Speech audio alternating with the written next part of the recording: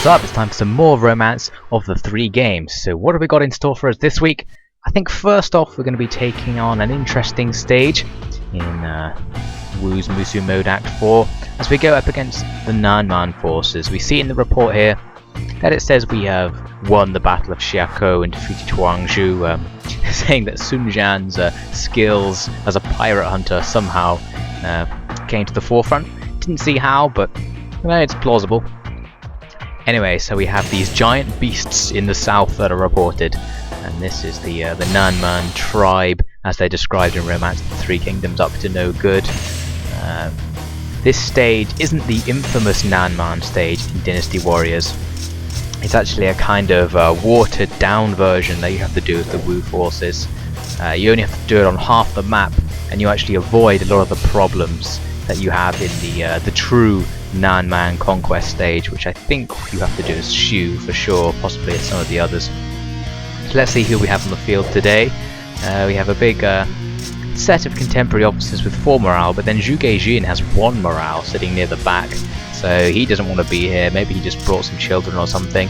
The enemy tends to have a little bit more morale, maybe 5 each time, so we're going to be slowly defeated if I don't take too much action. I just need to turn the tides as quickly as I can. It says here we're in southern Jing province.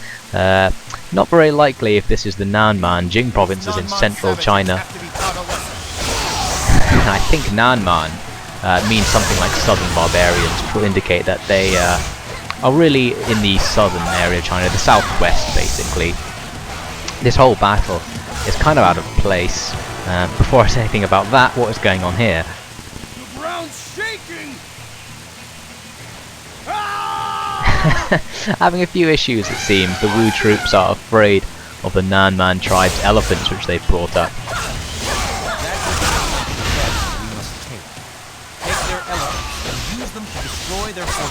So Zhou Yu suggests jacking those elephants and destroying some of the Nanman Tribe's fortresses with them, which is exactly what I'm going to try and do. I saw this elephant in the background. I'm going for it now. Unfortunately, it was trying to get away, so oh yes, King Mulu appeared, so I shot him off with an arrow. It's a very good way to dismount someone from an elephant, is to just shoot them off. You can, if you're very lucky, sort of do a massive jump and try and hit them off with your weapon, but it's slightly challenging. Anyways, now King Mulu is going to pay the price for giving up his elephant to me.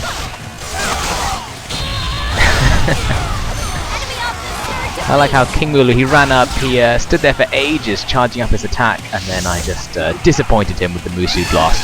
Stole the elephant and was immediately knocked off, but still, we're getting a morale boost, at least Sun Jian's unit is, from the fact that we're pushing some of these enemies back, so it's still a good start. Now I get this notification that I can destroy the enemy towers, just like that. You just ride through them and they just kind of disintegrate. Not sure if this really has any purpose at this stage. You can just do it for your own personal amusement. And so I decided to. Although this tower here, yeah, I decided not to fall over. I don't know what was with that one. So here's the thing you're supposed to be doing. You can smash up these little blobs, these piles of logs that they've left in gateways. And this allows us to break through to new areas. Meng Huo gets pretty annoyed that we're breaking through their fortifications. And I unleashed the power of the elephant on those enemy troops. You can see I was sending out shockwaves with each stamp, which is a ridiculously useful attack. Anyway, I decided to move over to try and help out Sun Se, who's riding his horse against that elephant like a crazy man. Very much exploiting the stamp attack. It's kind of the same deal as with Lu Bu's attack, where it sends out a shockwave that kills everyone. You can just kind of do that whenever you want, so it's very exploitable. These Nanman officers, once they're off their horse, not their horses, their elephants, sorry, they are very weak. They went down pretty damn easy. Now most of the officers we're going to be seeing in this stage and have seen so far will be non-historical officers. Pretty much every Nanman officer in the Dynasty Warriors games and most Romance of the Three Kingdoms based stuff are fictional, because Nanman wasn't really any kind of collective organisation with an army per se. I mean, the term Nanman is just referring to a huge collection of cultures who lived south of China, and they just regarded them under one blanket term as barbarians. However, they wouldn't have been any kind of unified state or group or anything, the Nanman tribes as they're presented. This was just a big variety of Aboriginal people who I guess may have done some kind of banditry or something in South China, but didn't really get involved with the Three Kingdoms to their north until the Shu Empire's borders became pretty much overlapping with the Nanman people's borders, and then things started to get serious. And there was a little bit of conflict, which is dramatized during the game. Now, Zhu Rong suddenly appears. You can see I was trying to do this cheeky side attack into the Nanman camp in the south, and Zhu Rong's unit appears where Zhu Geijin is, which means he's going to go down pretty fast if I don't rush back. So I decided to come back, destroying some more towers on the way, and get this special event.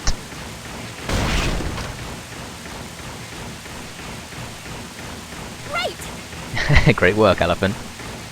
So taking out some more towers. All the guys in the towers just kind of fell off and then continued to fight, so didn't really kill anyone, it was just for my own amusement.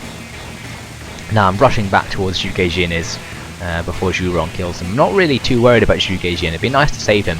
The real problem would be if Zhu Rong rips through Zhu Geijin's unit, she can rush up and fight Sun Jian. Am I man enough? Well, I am certainly man enough. Fine! Don't think you'll win! Yes, because Zhu Rong spawned in with pretty high morale, there was a risk that if I let her go, she would rampage through and defeat Sun Jian and enter the stage. So I had to end my sneak attack to the enemy camp and come all the way back to the beginning to do this. Things are going to be made easy by this duel. It's not going too well so far though. She's being pretty blocky, and I keep missing with my stun attack, which I'm trying to use. Come on, Zhu Rong, let me hit you. There we go, that's what I was trying to do. So now she's stunned, I can get a few finishing blows. Although I missed the final blow I was trying to do, how annoying. Oh god, now it's getting pretty close. Come on, for a couple of seconds. There it is, finished her with the true Musu. Oh yes, by the way, there was something I was going to say loads of episodes back that I've just remembered. I always say the word Musu, I pronounce it like that. There's almost no way that's how it's pronounced. I mean, it's spelt something like Muso. I've just been saying Mutsu since I was a kid, and will probably keep saying it. So, I don't know, just be aware that I'm making it up. So now I decide to stamp out all of Zhu Rong's troops. Zhu Rong has Amazons as her chosen followers. These kind of scantily clad women who they're kind of powerful, but they go down pretty easily, so it's not too much of an issue. Now we're taking on Dailai Dongzhu. I basically moved back to where Zhou Yu, Sun Ce and Zhou Tai were ploughing down the middle of the map. I decided to help them out because their morale was gradually dropping. Dailai will be another fictional officer. There probably are a couple of possible real individuals who appear in the Romance of the Three Kingdoms franchise stuff, but somehow I doubt it. As far as I remember, almost all of them are fake. Meng Huo's fake, for example. Actually, no, he might be one of the ones who's not fake, but he certainly wasn't the king of the Nanman Tribe as he's presented. Right, so we're moving in now. I'm getting pretty close to where Meng Huo is positioned, but then suddenly this elephant comes out of nowhere. It's Meng Yu. Meng Yu is one of the officers I'm using in Empires mode. So it's nice to see him here on the battlefield, but the sides have turned, unfortunately, so he's going to have to die. He's proven a little bit annoying. Just kind of rampaging around on his elephant, not really doing any damage, but just not dying either. Being a waste of my time, quite frankly. So here I go, let's try and hit him off. Oh, fail. I was in a perfect position to hit him off there, but one of his little bodyguards jumped up and knocked me down. Very cheeky. Let's see if I can do it again. Oh no! He smashed through me and all my bodyguards that time. Luckily, Please there managed to get up and knock him off. So now he's on the ground, he's going to go down super fast. These Nanman officers don't stand a chance in actual combat once they've lost their elephants. Possibly because Sun Shangjiang is too powered up again. I seem to keep having this problem, so I'm going to be... in the next act, I'm going to switch characters again, so we'll see Sun Shangjiang next week as well, and then we'll switch to a new character. I haven't decided quite who yet. So now I moved on, and I've just got Meng Huo left to fight. He had a bunch of bodyguards, and they were kind of sitting on the gate area at the edge of the map. Now there's an invisible barrier across the gate which you can't cross, however the enemy troops and your bodyguards can cross. I remember there was one point in this fight when it just started, when Meng Huo was actually off the map, and all of my bodyguards were fighting with him, and I couldn't go over there because of the invisible barrier to help them out. But eventually got him back. You can see his elephant If you look carefully, occasionally it appears it's slightly off the map from where my bodyguards were marauding against him. Anyway, he's having a pretty hard time. He's got me, Sensei, and all my bodyguards to deal with, so he's not really going to be able to do any damage. Kill the last of his bodyguards. There we go. He tries to run me down. Not very successful. I'm going to finish him off with a stunning Musu combo. There we go. Pretty good, I gotta say. We are pretty good. So he is going to waddle off back to the Southlands. And Wu is safe once again from the marauding elephants. Pretty handy. Kind of, I think they just threw that stage in to pad things out. Not very historical or anything, but still pretty good. A little taste of some Nanman actions. Let's see what happened during this stage. From the beginning we were kind of okay. The morales on both sides were pretty much equal, so nothing too risky was going to happen until this moment here where Liu Yong appears and posed a little bit of a threat, but she went down, and then that was pretty much the end. Zhu Geijin remained without morale throughout the battle, but he wasn't doing anything. He was just sitting at the back, so he had no risk of dying. And then everyone piles in and takes out Meng Huo pretty easy. Let's see what we've got. Some Nanman armor, how appropriate. And an upgrade to the Tortoise amulet. So that's pretty good, some interesting items. The Nanman armor means you take less damage from bow fire, which later in the game is kind of a genuinely useful thing to have. Ton of weapon experience but no level up. Looks like the bodyguards are going to get a level up. 68 kills from the bodyguard squad, very effective. Now level 19, level 20 is the maximum, so soon they'll be as good as they can possibly be. So next, moving on to extreme mode. Let's see what next stage I'm going to choose. We had 3 choices as ever. Now the top one had the highest exchange rate. The middle one I wasn't very interested in. This bottom one was like the mystery choices. There's little information on this area, and I was kind of torn. I didn't know which one to pick. Do I go for the high exchange rate but with nothing particularly exciting going on, or do I go for the slightly lower exchange rate but with a sort of mystery gamble as to what's actually going to be there? I wasn't interested in the middle one because of its low exchange rate and because it says a monster is terrorizing the people, and I don't really like the monster side quests you can do. It usually just means you have to defeat something really hard, like a bunch of elephants or like some juggernauts or something, and it's just a waste of health, I find. So in the shop I decided to buy the escort contract. This means a merchant will follow you around for the whole stage. If they don't die, they give you some money. And I treated myself to some Musu wine, mainly because Musu wine's quite rare, it is very occasionally dropped. So I thought might as well buy it and have the opportunity. Of course I did go for the Liu Yong surprise map. It's a really small map actually, so that's the first surprise. Oh yes, before I started I decided to swap the peacock urn for the tortoise amulet. This is kind of strategic because it's better to have high defense than high health in extreme mode, because since the whole thing is based around it being difficult to get health back, it's better to have a small life bar but a high defense stat, so you lose fewer absolute points of health than to have a big life bar and be able to lose lots of it before dying, because then you just have to struggle to fill the life bar up again. So, hopefully that makes some level of sense. Right from the beginning I was surrounded by a whole bunch of enemy officers, including Guangai, so I just jumped off that horse I bought, and I think I'm pretty much going to leave that horse back where it was because this map's so small you don't even need it, and start fighting with the big group of Hungai's bodyguards and Hungai himself. There were a couple of enemy officers stalking around, but they decided not to get involved in this fight until I was done, which was very polite of them. So Hungai goes down pretty easy. Excuse me. Now that I've dealt with him, one of the other officers decides to run up and have a go. Looks like it's a Nanman officer actually. As you can see, he is not having very much success. Neither are all the troops. Now the lightning from the orb kill steals me, very annoying. The merchant's just kind of standing there. He doesn't care that I'm just wildly killing people around him. He's just chilling. Oh, someone actually hit the merchant there, very cheeky. The merchant's just very casual about everything that's going on. He doesn't care that he's on the battlefield, he just wants to follow you around. It's not clear where he's trying to go, or why he's decided to come out onto this battlefield and just follow you around, but he's willing to pay me to do it, so fine, I'll let him do it. So now I have to take out this Cao Xing, got rid of him, and now that this immediate threat's out the way, it's time to start looking for boxes. And this particular map was very fertile in terms of boxes. There were boxes everywhere, so I'm going to remember this map and try and come back another time. Spent like 5 minutes, well literally 5 minutes looking for boxes, and then came across this guy, Shahubar. You can see I didn't actually find any health during my search, which was very unfortunate. I've searched basically half the map now, and I'm going to start methodically searching the other half once I've dealt with this guy, because that'll leave only the enemy commander to deal with, and I have plenty of time still to go and look for health before taking on the enemy commander.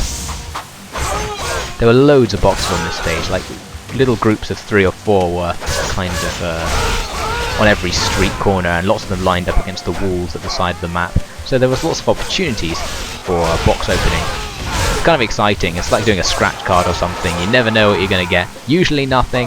Like oh, he almost hit me. Yes, usually nothing, but the promise of there being some sort of reward is always enough. And here we go, in the bottom right hand corner, and I found some health.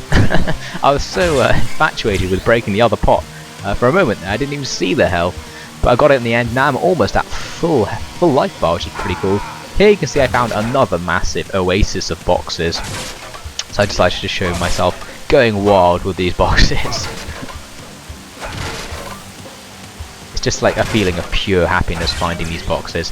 And the final one here contains an item. We're going to see that's going to be a pretty funky item a little bit later on. So now I decided to go towards the enemy commander. I finished him off. Of course, on the way I found another bunch of boxes, so this is just to indicate how common boxes were on this map. They're just everywhere.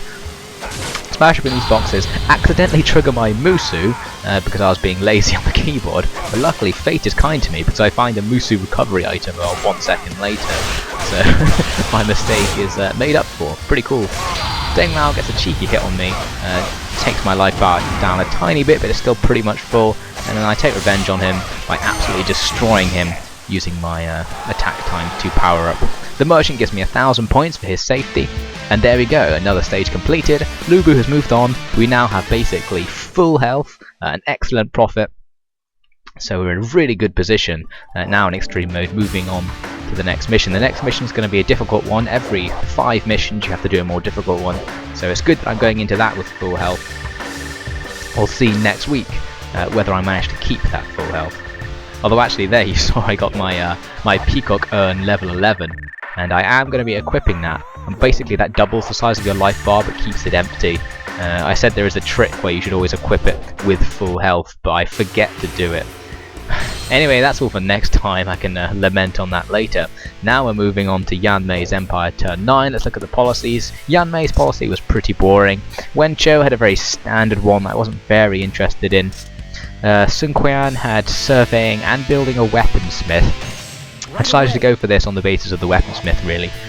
Building the weaponsmith levels up all of the weapons of the officers in your army, including your own, unlocking more powerful attacks and new moves. So now the time has come for me to finally unify southern China by dealing with my former ally, Liu Yong. My territory has enclosed him, so he must have known this was coming. He must have been ready for this fight.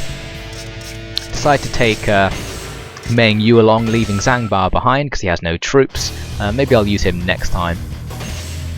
Since it was a kind of fairly climactic battle for the unification of southern China, I decided to take it seriously and take a couple of items. Got the Tortoise Amulet, which is going to basically double my defense and make me invincible for the whole stage, and the Poison Orb, which actually has fairly minor effects. The effect of the Poison Orb is to reduce enemies' defense for temporary periods, not too useful.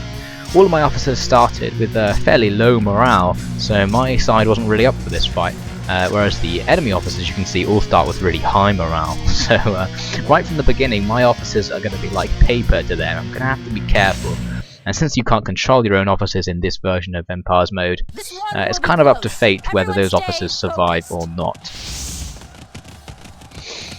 So we start off in this little supply depot. There are officers approaching it on 2 sides, so I decided first of all to defend this depot from their attack before moving off. I've got Yu Mi with me, so I'm fairly safe. Enemy officer Liu Shun runs forward. Yu Mi comes back to help me deal with him. And now I'm going to very cheekily do this, just trap him in the corner. Yumi's horse blocks him from escaping, and I murder him. Incredibly cheeky. So that's my first kill, and it was an officer. Decided to rush off now to deal with the enemy incursion coming on the west side. I'm just about to see on the map an enemy officer is sneaking in, and it was Yanmei. Let's see if I can dismount him. A perfect dismounting, that got rid of him. Can't see where he went. There he is. We blast each other with our attacks. Now we get down to the dirty business of officer killing. More and more so I've become developed a tendency to just kill the officers and leave all the troops alive, both because it's a little bit more merciful and mainly because it's just so much faster. It's so much easier to just kill the officers, leave the troops, and then have your backup troops deal with the demoralized troops that are left over from the defeat of the officer. But you'll see actually that using that policy on this particular level is going to have some a few downsides that I didn't expect. I'll talk about that in a second. There was another enemy officer marauding around near our base, so I had to take him out as well, Xue Li. We saw there the effects of the poison orb that kind of made him glow green a little bit. Oh, and there again. What it does is, whilst they're in that green glowing state, their defense is lowered. So its basic function is you give them a charge attack to lower the defense, then you give them another one, and it'll do extra damage on that second combo. So that's what it does. I personally don't find it to be terribly effective. I don't think the difference it makes to their defense is very large, so I'm not very interested in it. I more prefer the flashiness of the lightning orb.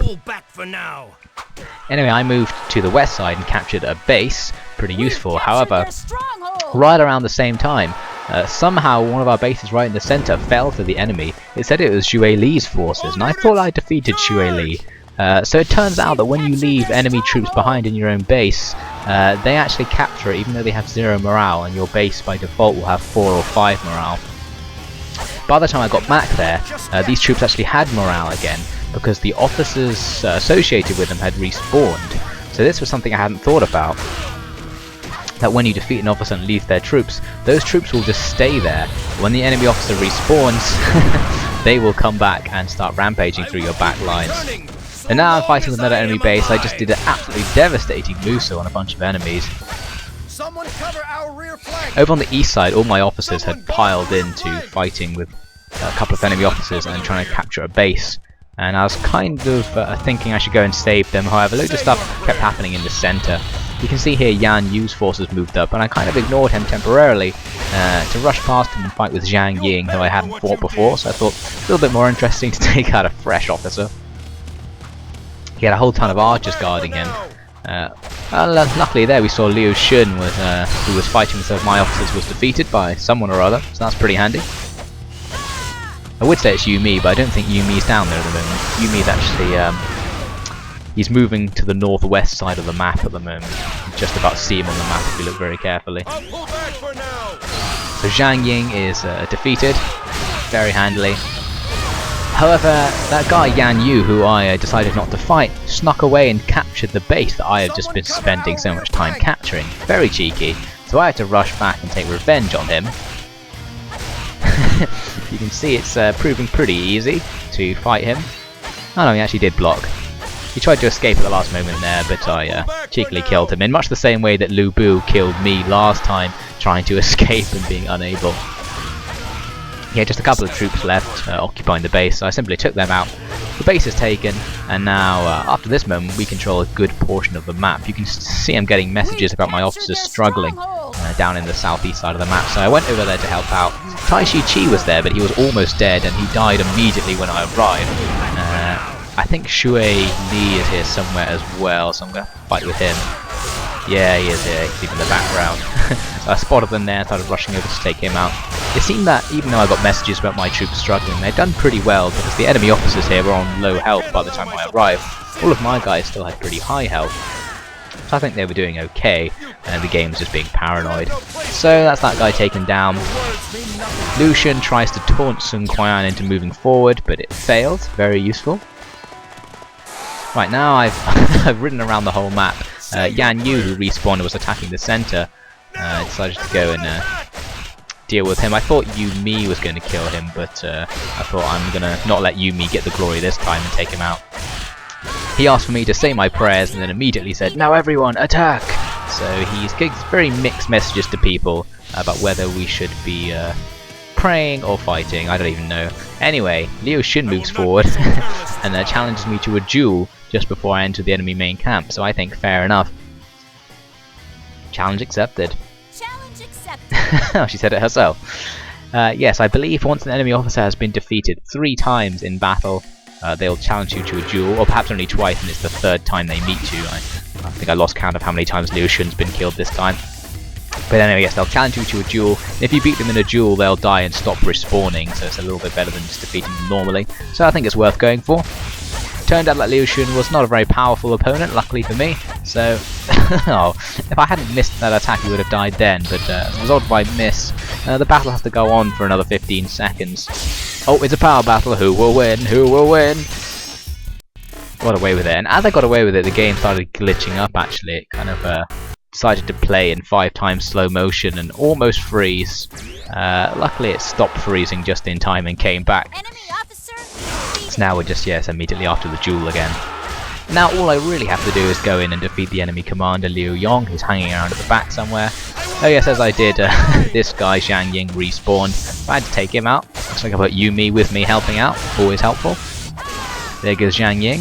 So now it's just Liu Yong. Where's he gone? There he is. See, Liu Yong was already damaged from, I guess, Yumi's assault, which was going on before I got there. Now Tai Chi suddenly runs through the field. What is Tai Chi doing? The only 2 times I saw Tai Chi on this map, he was running around with no health, so he's been having a bad day. I decided to try and pursue him to get a kill on him, since I haven't defeated him yet. Got a nice square shot with an arrow, but it barely does any damage. And he runs off. I guess he had something more important to be doing. Liu Yong was also chasing me as I chased Tai Chi. Oh, and he gives me a cheeky hit. However, he wasn't interested in following up on that stun attack. Liu Yong ran away as well. So poor Yanmei, all the enemy officers are running away from her. It's so difficult to kill people when they run away. Luckily Liu Yong has a change of heart, comes back to fight me, and pays the price. Oh yes, I spotted that group of enemies in the background. I thought, oh, I just got to get some nice meaty blows in this group of enemies. So I ignored Liu Yong for a second to plow through those enemies, killing tons of my own troops in the process, as is traditional for Yanmei. And there we go, Liu Yong's dead. Another failed ground pound at the end of the stage. One day I'll successfully ground pound before the victory music starts playing. And we move on. So we've unified southern China. Pretty good for Yanmei's empire. We're going to have to think carefully about who we go for next. Pretty heavy casualties in that battle, actually. Not that it really matters, because I can just get them back. There's no human element in Dynasty Warriors 4 Empires. Your troops are just a number. Captured the entire enemy force. I can't remember if I'll have any money to buy them. We're going to find out very soon, though, so let's see. Nice bit of symmetry there. We've captured, what is that, 3/5 of the country? Not bad. Looks like I don't quite have enough money to buy anyone. Very annoying. Not that I really need any more officers, but it's annoying. I was planning on buying one that turn, but as I didn't. So Cao Cao defeats Liu Biao, a nod to the historical actions of Cao Cao. And speaking of history, Yuan Shao defeats Gongsun Zan, which is another nod to historical events. So it seems that since I'm on the historical mode, the enemy empires are trying to capture the areas they captured historically, which is pretty cool. However, I think Yanmei's empire is going to slightly disrupt that very soon as we edge our way over the entire country. I guess next will have to be Cao Cao, so we'll see whether the Great Wall of Cao Cao can put up a fight next time. And also we're going to be seeing the Battle of Qi Bi, another great battle against the Warlord Cao Cao, so it's going to be a double bonus of Cao Cao killing next time on Romance of the Three Games.